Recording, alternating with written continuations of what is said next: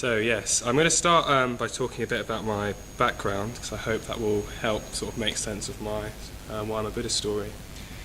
So I come from technically maybe a Buddhist family, but my mum's a Buddhist, and she raised me as a single parent, for most of my life. And Dana is right, I did go on my first retreat with my mum when I was 12, which is very sweet. And yeah, I have been trying to remember stuff about what that was like for me. I can remember when I was meditating, I would try and predict perfectly when they would ring the dong for every sit. And I'd have these big judgments about who was like a longer meditator, who had like the longest gaps between dongs. I remember Mike Van on the bookshop, very looking after the books, and yeah. And I really liked Gianna Varcho. I used to sort of corner him and ask him, "What is enlightenment? Tell me."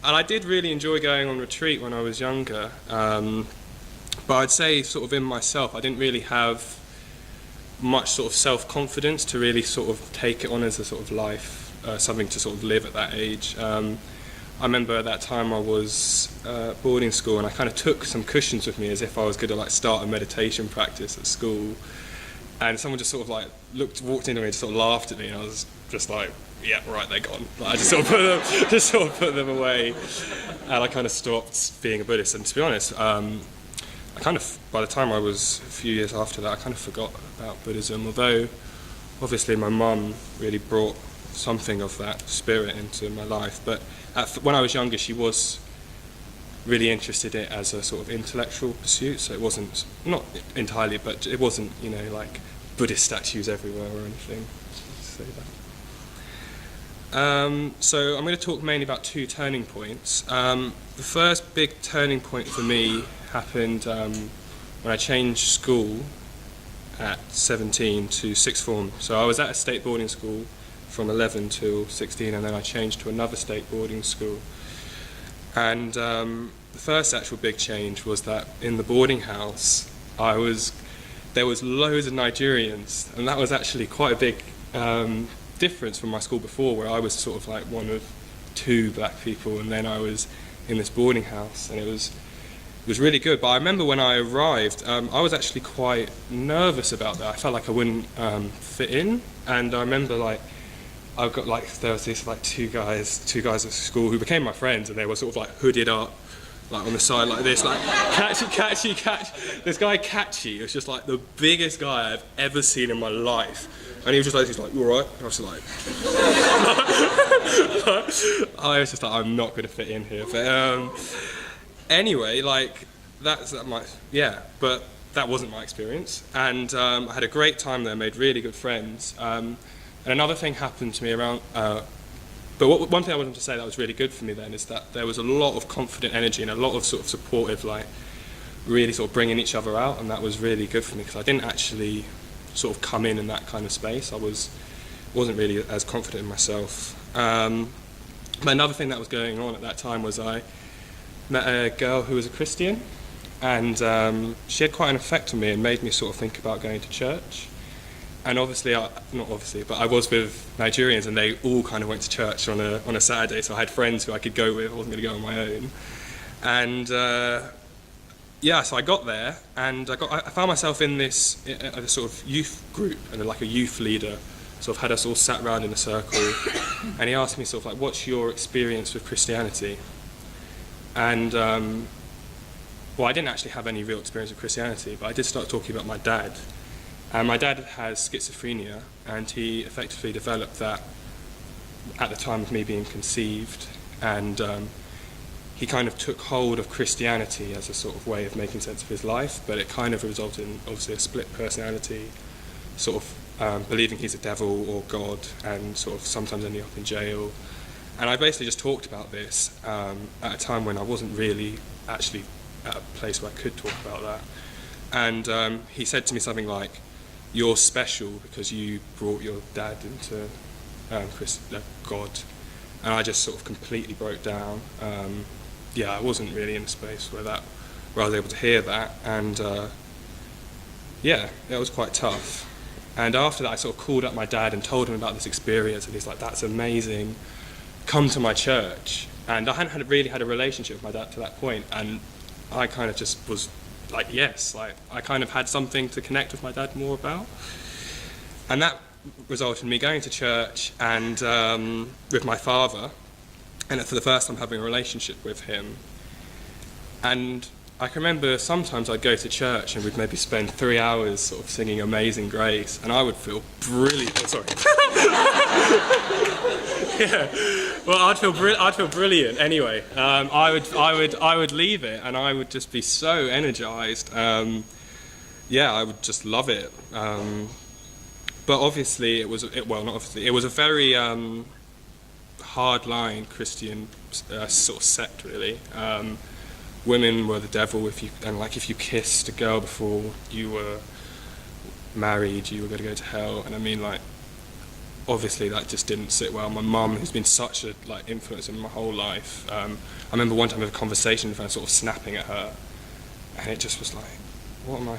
Do I really? I never really believed in it. Sometimes it was very apparent. And anyway, so eventually I dropped that. My results weren't very good, and I was kind of like, I spent so much time going to church, surely I would do well. And then on the other hand, you're an idiot. Like, why do you spend so much time going to church? Yeah, anyway. So that's the first turning point. The second turning point was sort of starting university, and really I was in a very good place coming into university. I kind of dropped all religious pursuits, which is good for university. I was starting to feel more alive in myself. I had Warren, my stepdad, entered my life from around the age of 12, and he really sort of helped me sort of grow in confidence, got me out running. I sort of lost weight, and yeah, I was really into that. I was feeling confident, and I had lots of I sort of put a lot of pride, which sort of came from my sixth form, at like trying to get girls and go out drinking, and that was really fun, and I liked trying to do that. I wasn't very good at it, but I liked trying to do it. And anyway, I went on this holiday. At the end of my first year, I went on this holiday to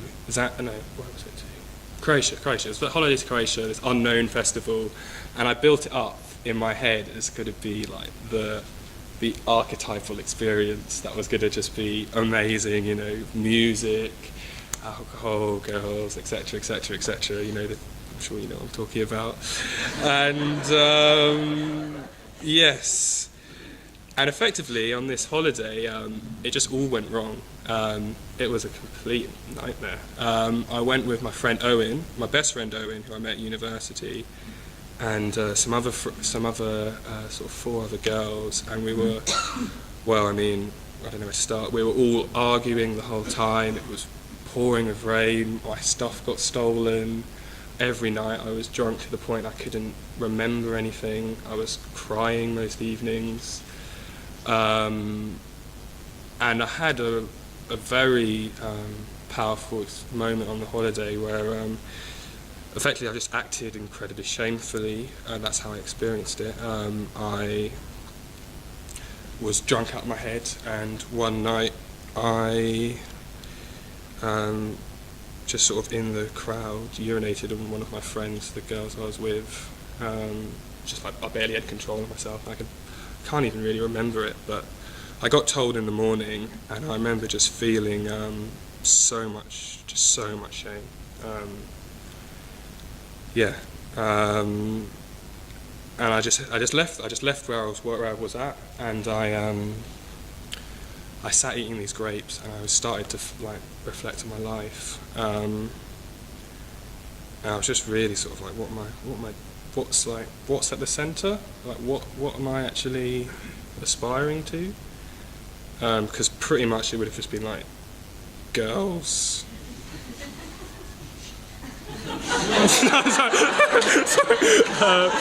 I don't know, like this really obscure bad confidence or something.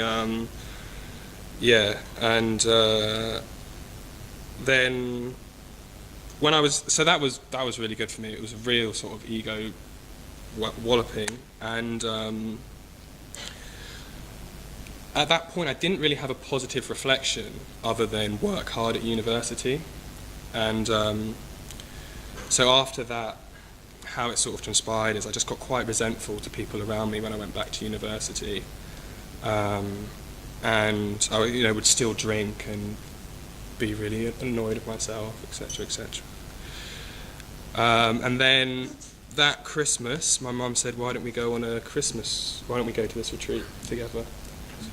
Why don't we go to this retreat together? And so I came back and I saw Maitreya Bandhu, I saw Yana Archer, and it just kind of all came back to me. I kind of started remembering what it was like to do a puja, and I just got opened up to beauty again at a time when I completely lost sort of I was quite down actually when I came in, and it was brilliant, and it changed my life. I just really realised how much I needed beauty.